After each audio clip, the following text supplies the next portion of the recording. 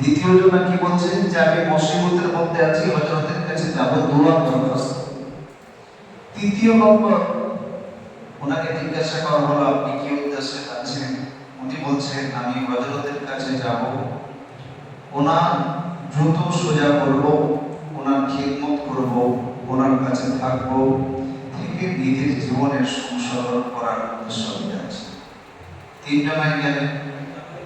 হযরত প্রথম ব্যক্তিকে জিজ্ঞাসা করলেন, সালাম কালাম হলো, বসতে দিলেন, আলাপ আলোচনা হলো, হওয়ার পরে জিজ্ঞাসা করছে কি ব্যাপার?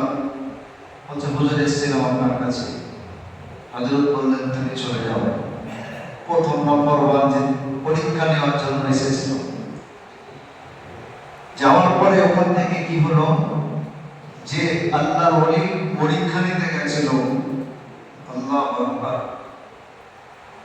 আহলে দিল কো তরপানে ওয়ালে, বুঝতে পেরেছেন? ওই লোক মুরতাদ হয়ে গেল, কুফরি অবস্থায় দুনিয়া থেকে বিদায় নিল। দ্বিতীয় নম্বর যে লোক বলেছিল হযরতের কাছে দোয়া, হযরত দোয়া দিলেন, আল্লাহ ওনার দোয়া কবুল করলেন, মুসিবত থেকে উদ্ধার করলেন।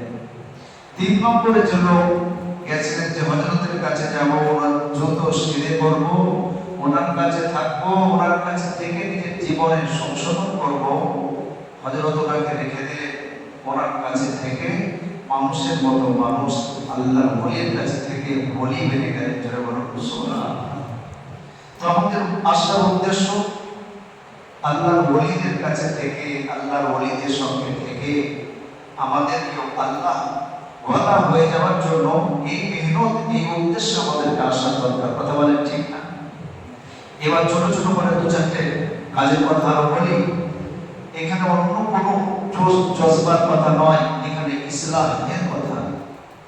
প্রথম নম্বর আমি একটু আলোচনা আপনাদের বলেছিলাম যে আল্লাযীনা আমানু আশাদ্দু হুব্বান লিল্লাহ, ঈমানওয়ালা এনারা সবচেয়ে ভালোবাসবে কাকে? যারা বলেন আল্লাহ।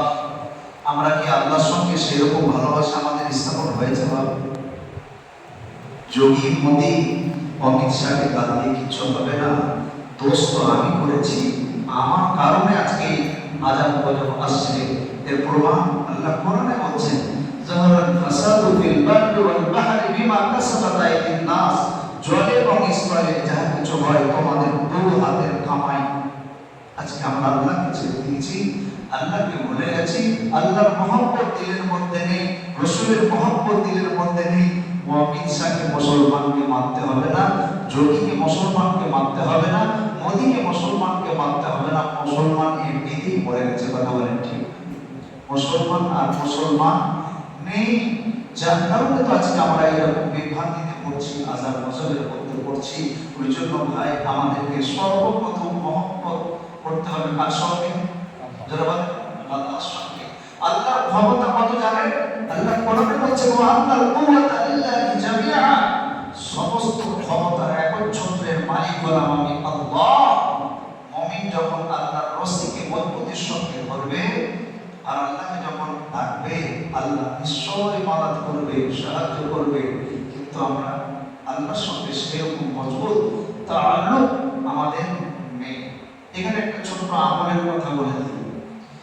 আশরাফ আলী থানভী রাহমাতুল্লাহ আলাইহির জামানাতে এরকম হয়েছিল, জালিম শাসক এরকম ইসলামের উপরে কি করেছিল? হস্তক্ষেপ করেছিল, আইন চাপিয়ে দেওয়ার জন্য চেষ্টা চালিয়েছিল। হযরত আশরাফ আলী থানভী রাহমাতুল্লাহ আলাইহি ওনার সমস্ত সালিহিনদেরকে, মুরিদকে, ভক্তদেরকে উনি বলেছিলেন, লা হাওলা ওয়ালা কুওয়াতা ইল্লা বিল্লাহ, এটা 500 বার করে পড়ো। হযরতের ভক্তরা পড়তে শুরু করলেন, দিন রাত আল্লাহর কাছে কাঁদতে শুরু করলেন।